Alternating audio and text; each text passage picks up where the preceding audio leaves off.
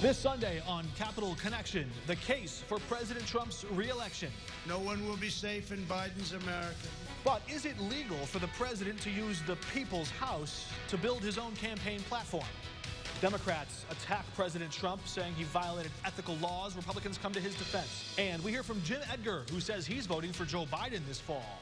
Why he thinks Joe Biden has a chance to win where Hillary Clinton fell short in one key category of voters. And the looting is scary.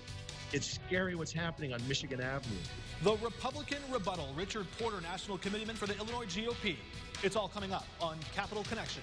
From the Illinois State Capitol Rotunda, Capitol Bureau Chief Mark Maxwell is asking the tough questions. This is Capital Connection. Welcome to Capital Connection. I'm Mark Maxwell reporting from the Illinois State House on this Sunday, August 30. The conventions are over. The Republican and Democratic parties have made their cases to the country. And over the next 65 days, those candidates at the top of the ticket, President Trump and Vice President Pence, and Joe Biden and Kamala Harris, will crisscross the country to continue making their case, hitting the campaign trail, trying to win in key states, trying to convince voters to back their cause and their vision for the country. A lot more on this election coming up in our program. But first, we look back at the week that was the Republican National Convention. I profoundly accept this nomination for President of the United States. President Trump closed out the Republican National Convention on the White House lawn. The fact is, we're here and they're not. But it's that location, the White House, that belongs to everyone, that drew the ire of Democrats who said the president shouldn't use it for his own political purposes. The Republican Party, and specifically the president, decided that the buildings, the federal buildings, including the White House and Mellon Auditorium and other buildings, were going to be their stage for a convention. I think it's wrong. I think it violates the law. I don't think Attorney General Bill Barr will lift a finger to hold the president accountable for this. It is an example of a president that doesn't take the law seriously and believes that he has the power to make a decision that violates the law. George Ryan used his Secretary of State's office to campaign for governor in Illinois. That later landed him behind bars. Illinois governors have gone to jail for that exact crime. Do you condone what happened last night? I think what the president did as president is very different from Illinois governors doing things like that in the past. Those laws don't apply to the President of the United States. The Trump campaign blamed violence, arson, and looting in the streets on Democratic mayors in American cities and argued that problem would only unravel and grow worse if Joe Biden were elected president. You won't be safe in Joe Biden's America. While the president and vice president focused on the violent reaction and retribution, they made no mention of the violence that started it all. Another black man shot by police. Kenosha police shot 29-year-old Jacob Blake 7 times in the back as he tried to enter a vehicle. Blake is now paralyzed from the waist down. 2 days after Blake was shot, 17-year-old Kyle Rittenhouse shot and killed 2 protesters and wounded a 3rd after an altercation broke out in the streets. The Illinois teenager now faces homicide charges. Joe Biden's running mate, Senator Kamala Harris, condemned the escalation of violence. People are rightfully angry and exhausted. And after the murders of Breonna and George and Ahmaud and so many others, it's no wonder people are taken to the streets. And I support them. We must always defend peaceful protest and peaceful protesters. We should not confuse them with those looting and committing acts of violence, including the shooter who was arrested for murder. And make no mistake, we will not let these vigilantes and extremists derail the path to justice.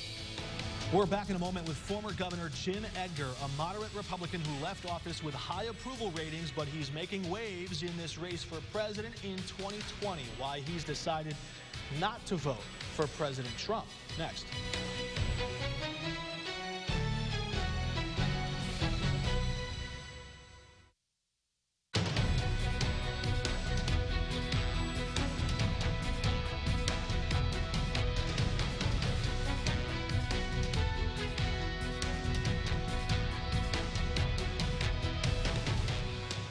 Ladies and and gentlemen, this is our final boarding call to enjoy nonstop routes to summer in a new Nissan. And don't miss the 2020 Nissan Bottom Line Sales Event. Get 0% financing for up to 72 months on 13 models. This right here is the most delicious way to turn any person into a morning person. Enjoy 2 savory sausage McMuffin with egg sandwiches for just $4. Ba-da-ba-ba-ba.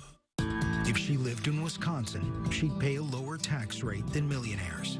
In Iowa, so would he, but not in Illinois, because we have one of the most unfair tax systems in America. We're one of the only states where everyone is forced to pay the same tax rate. Passing the fair tax will change that. 97% of Illinoisans would pay the same or less in taxes. Only people making above $250,000 would pay more. It's time for change. Vote yes for fairness. It's time to make some Illinois. Dive deep into the top-rated app loaded up with bets. Sports betting is legal, and DraftKings at Casino Queen Sportsbook app is here. Sign up and get a bonus up to $1,000. Welcome to mile after magnificent mile of sports betting territory. It's a Midwest mecca, and for a limited time, you can get started right from home. Skokie gets stoked. Rockford be rockin'. Download America's top-rated sportsbook app today, and you can get a sign-up bonus up to $1,000. Join us for a statewide road trip to amazing family destinations. A cultural tapestry. Get a taste of the history and food of Chicago's colorful neighborhoods. Thursday on WCIA3 News at 6.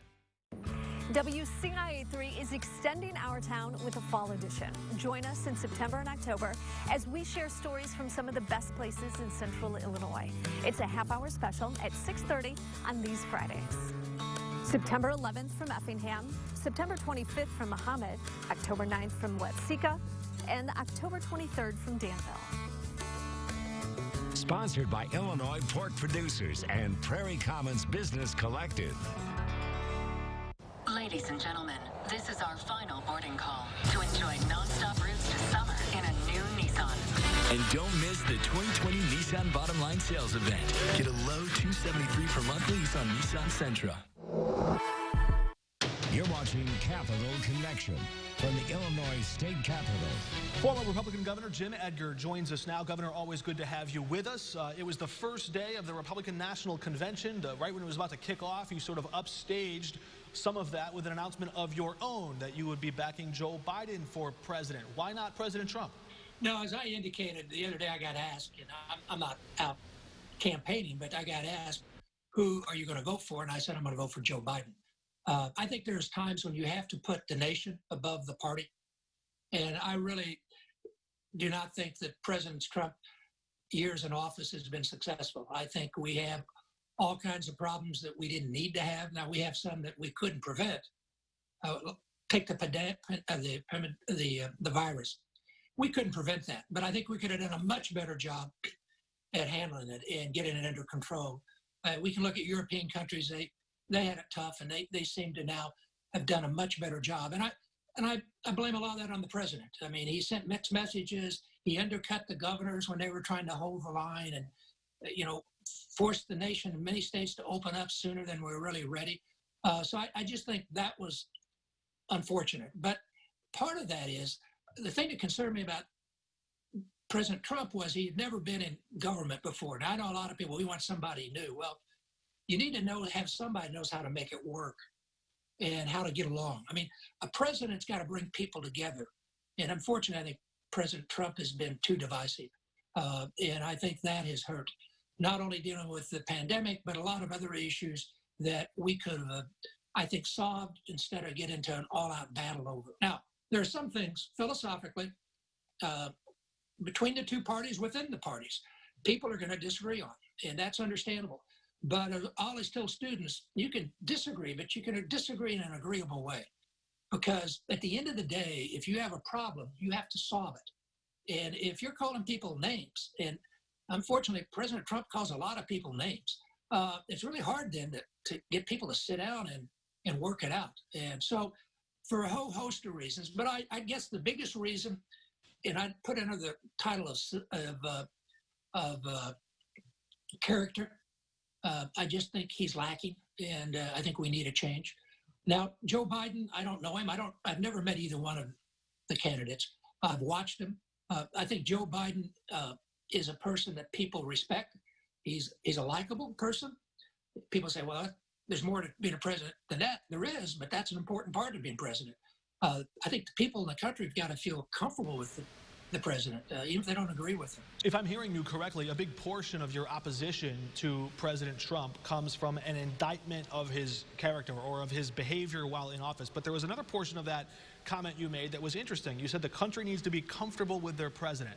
It sounds like you're comfortable with Joe Biden, but I wonder if you, as a moderate Republican, would have been equally as comfortable with, say, Senator Elizabeth Warren or Senator Bernie Sanders. Would you be comfortable with them? Probably not. No. It'd have been I'd have been a lot harder decision. And I may not want to admit it. I mean, now I got to say, Bernie Sanders, one thing I like about Bernie Sanders, he kind of makes things simple when he gives these talks. I mean, you kind of understand it now. I learned from a history teacher back at Charleston High, there are not simple solutions for complicated problems. So you got to, but no, either one of those, probably most of them. I really think Joe Biden's probably maybe the only Democrat that was out there that could actually won the election. What do you think that says about Joe Biden's national strategy? What kind of a chance does he have in those moderate or swing states? Do you think he really has a chance in states like those? Oh, yeah, I do. I mean, I don't know how many. A lot of people I knew last time, the moderate types I know, not some of my conservative friends, but the moderate Republicans, a lot of them just didn't vote. They couldn't bring themselves to vote for Hillary Clinton, but they couldn't vote for Donald Trump. I think the Biden's an easier sell. It's going to be easier for them to vote for Joe Biden. Plus, you've had 4 years of Trump, and any of their fears, I think, have been realized. So I think that there'll be more Republicans, moderate maybe Republicans, definitely more independents who will vote for Biden than voted for Hillary. How would you grade Governor Pritzker's handling of the coronavirus, considering all the damage that it's done to state and local governments, the damage it's done to businesses, and the differences in region to region? How would you grade Governor Pritzker? I think he has done an admirable job in a very difficult situation.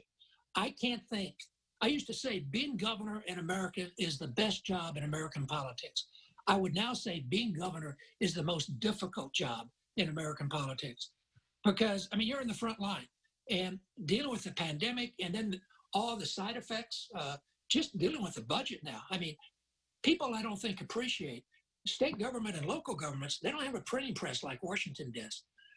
And if the federal government's not going to step in and help in the future, state and local governments are going to collapse. I mean, universities, everything's going to fall apart because there are some huge financial problems that have to be dealt with. Now, that doesn't mean we're going to not have to cut and do a lot of unpleasant things, but there needs to be that partnership. That's why it's important the president understands this. That's why I always like to see a governor become president if all things are equal, because they've been through that situation. On the management of the pandemic, though, especially early on, do you wish that Governor Pritzker might have taken it easier on some of those businesses downstate where they weren't showing so many cases at that early stage? Yeah, I think in hindsight, I think we've learned a lot we didn't know. I do think that, I think his regional approach was correct. And the fact now that we see an uptick in the Metro East area, fortunately, the entire state's not penalized for that, just that area is. I think that's something we've learned, that you can divide the state better. I think he has a better appreciation for that. So, again, being through a very minor, which at that time was the major natural disaster we ever had, the Great Flood in '93, you're kind of guessing. And with this pandemic, we know so little about it going into it. We're still learning. So it's really hard to set policies that you're not going to have to change in 3 weeks or 3 days in some cases. So I think, again, his attempt is to try to keep people safe. There, at some point, if this continues for a great length of time, more, and it looks like it might, there's going to have to be a discussion about, how far do we keep the safeguards and how far do we let the economy go down? I mean, there's going to have to be maybe some balance. But I think if you're going to err to start with, you'd err in trying to save lives. Mm-hmm. So there's going to be still some tough days ahead. Now, saying all that doesn't mean everybody in the state thinks he's done a great job. And you know as well as I, you're a downstater. There's a lot of unhappiness toward Governor Pritzker. Now, he didn't carry downstate in the last election, but you don't want to get wiped out downstate. I do think that, we'll see how the pandemic plays out and how the budget and all those side things that are going to be just as difficult to deal with play out. But I do think that, it could be difficult for him. We don't know in 4 years or 2 years just what the political landscape's going to look like. All right, former Governor Jim Edgar, thank you for joining us. When we come back, Richard Porter, the National Committeeman for the Illinois Republican Party, joins us to make the case for President Trump. Stick around.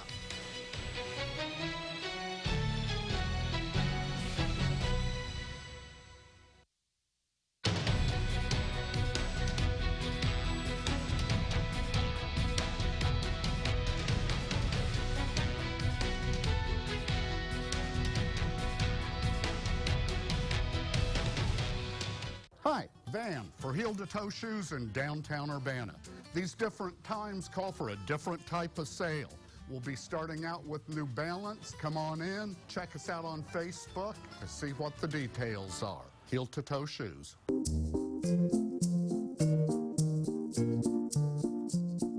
Be as cool and relaxed as these dogs. Let your friends at Dogtown Heating, Air, and Plumbing install a new Lennox home comfort system for you. We offer special financing. Call or visit our website and ask about our latest offers on Lennox heating and cooling products. Call us today and ask about all the ways we can help take care of the indoor air quality in your home. Dogtown Heating, Air, and Plumbing, your home's best friend. Bad sleep. No, the worst. You know, there's really no excuse for bad sleep. During the Labor Day sale at Denver Mattress. Right now, the more you buy, the more you save. Save $100 on every $1,000 you spend. Or to celebrate our newest arrival, come in and test out the outrageously comfortable Casper mattress. Check out the Summit Queen, only $189.99. Plus 5 years, no interest, and free shipping. The Labor Day sale, on now at Denver Mattress. Did you know that the wrong fitting bra can cause shoulder and back pain? At Confidentially Yours, you get a custom fitting. No more guessing size or style by shopping online. Experience the life-changing comfort a correct fitting bra can do for you at Confidentially Yours. Here at WCIA3, we have launched The Bright Spot, a daily segment shining a light on the good news in our communities. During our newscast, we'll share the positive things you're doing, or maybe something good you've seen. You can email us news@WCIA.com or share on the WCIA3 News Facebook page. The Bright Spot, sponsored by Kramer Siding and Windows. As you go about your day, you need to know what's happening. To keep you ahead, WCIA.com has you covered, wherever you are, to make sure you get breaking news, updates, and top local stories and weather. Watch our news anytime, anywhere, through the WCIA3 live stream. It's coverage that's clear, accurate, and to the point. Local information where you need it most, on your phone, tablet, laptop, or desktop. It's WCIA.com. You're watching Capital Connection from the Illinois State Capitol. And Illinois Republican Party National Committeeman Richard Porter joins us now from the convention where it was in Charlotte. Good to have you with us. What I'm hearing from President Trump is that he believes the excitement, the energy in his base is just going to overpower that of Vice President Biden's base. What are you seeing in Illinois in terms of enthusiasm for President Trump and the Republican Party? Oh, I think the enthusiasm in Illinois for Trump is huge. It's really remarkable.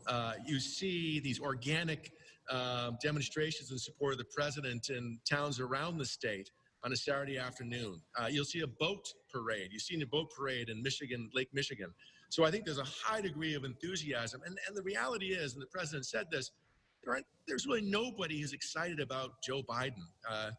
He's just not the guy he may have been, many years ago. And, he's not a guy that lights the fire. Now, Bernie had some passionate support. It wasn't as much as the Trump support is. But, I think Biden is almost the lowest common denominator for the Democratic Party. And I think a lot of, the typical Americans are not too thrilled about Joe Biden. That may be true, but there isn't really a weighted vote for how excited a voter is when they cast their ballot. A vote is a vote, regardless of how excited that voter is when they cast their ballot. So if Biden's able to break through and reach these moderate Republicans or independents, people like Ray LaHood or Governor Edgar, former moderate Republicans who have led this party in this state, wouldn't that seem to suggest that Biden has at least some inroad to chewing up that part of the electorate, appealing to the big middle of the country? Well, here's where excitement matters. It matters in terms of turning out volunteers to knock on doors. It matters in terms of seeing people, make the efforts that are necessary to vote. If you're not turned on, you're going to be less likely to be responding to requests to turn out to vote or go knock on doors. So remember, the Republican Party is a volunteer organization. Everything that happens in the Republican Party happens in the grassroots. And right now, the grassroots are highly activated. So it might be that there might be some establishment folks, in D.C., which, the president refers to as swamp or otherwise, that are not turned on. That doesn't matter. The Republican Party today is a different Republican Party than it was 20 years ago. We're the party of ordinary Americans. It's not the party of the elites. That's who the Democratic Party is. And so, what we do is we empower people, and they're going out knocking on doors, and they're going to do what it takes to make sure that this president wins. All right, let's look at the strategy. How do you compete in Illinois statewide? Because there are some big races in Congress this fall. There are some big state house races this fall. How do you handle the image issue and the president's electric style, considering that voters in different parts of the state have different comfort levels with what the president says might excite a voter in one part of the state? It might turn them off perhaps in the suburbs. We've seen some polling that would suggest that. So do you think that Republicans might have to play defense in the fall in the suburbs? Oh, I don't think we're playing defense. I think we're playing offense, because the unfortunate fact is Illinois Democrats, Chicago Democrats have shown themselves to be unable to perform the very basic purpose of government, which is to maintain the peace and protect property of its citizens. And in a situation where you have civil unrest, chaos, community safety is an important issue to folks. There's a lot of anxiety in the suburbs about what's happening in Chicago. And does anyone believe that Joe Biden is going to be any different than any of the other Democrats in terms of addressing some of these challenges? I mean, the fact is the 50 largest cities in America are run by Democrats, and not one of them has shown the courage or the creativity to address this unrest and to protect the people in those urban areas. The looting is scary. It's scary what's happening on Michigan Avenue. It's scary to see what's happening to Chicago, our wonderful city. And I think that's going to move a lot of voters, because they see in Donald Trump a guy, whoever else he is, he's a tough guy. And at the end of the day, you want to make sure people, you have a leader who will protect you. And I don't think people believe that Joe Biden will protect Americans. I hear what you're saying, but when we look at the facts, when we look at the record, all those scary things you mentioned are happening now on President Trump's watch, are they not? What would he do differently in a second term that he's not already doing now? Well, because we have a federal system. And the Democrats, for whatever reason, have not wanted federal help in terms of helping with the civil unrest. Instead of cooperating with the federal government, they try to make Donald Trump the reason for why this is happening, instead of addressing it themselves. Or instead of saying, the idea that people are like looting on Oak Street because of Donald Trump, that's completely passing the buck. The police know how to handle these challenges, and the police were leashed. And I think what we need to do is the police can handle this in a manner that is respectful for the citizens and the property owners, and we can control this. You cannot send a message that it's okay to come down and loot, because if you do that, you'll have more looting. And that's, look, this is not just Chicago. We see it in Portland. We see it in Seattle, Minneapolis. You go around the country. It was here in Charlotte. But here in Charlotte, they did some more things to try to make sure that, they tamped down on that violence. So, look, that's so basic. It's like, picking up the garbage. Or it's like, having electricity in the home. It's having the police protect you. And they're not doing that. The mayor goes to extraordinary lengths to make sure her home is protected. What about ordinary people in Chicago? What about the folks on the Northwest Side, right? Or the folks that live down, near the shopping district, River North, okay? The South Loop, West Loop. Are they getting protected, or are their windows getting broken?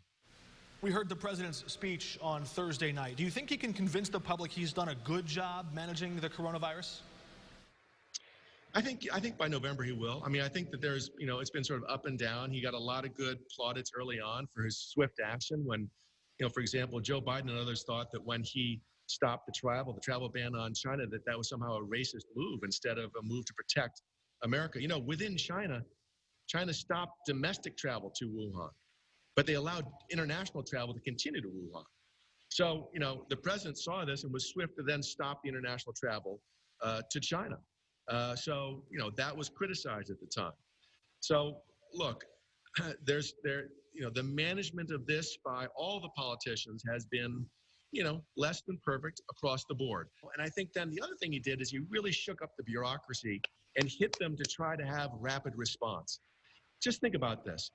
We first became aware of a global pandemic less than 6 months ago. And already we have a vaccine in phase 3 trial in Chicago this week. So it's really amazing. The FDA has never moved so fast. And this is where his unorthodox style has an impact. And that's one of the points he made today. He's a guy that can kind of go in. He goes and he pushes bureaucracies to make things happen in a way that other politicians that sort of, grew up within the system, they're just not as comfortable doing that. And, look, here there's a benefit to that. So, I think at the end of the day, people are going to feel they did a good job with COVID-19. All right, that's all the time we have for now. Richard Porter, the Illinois Republican National Committeeman, joining us from Charlotte. Richard, thanks. We're back in just a moment.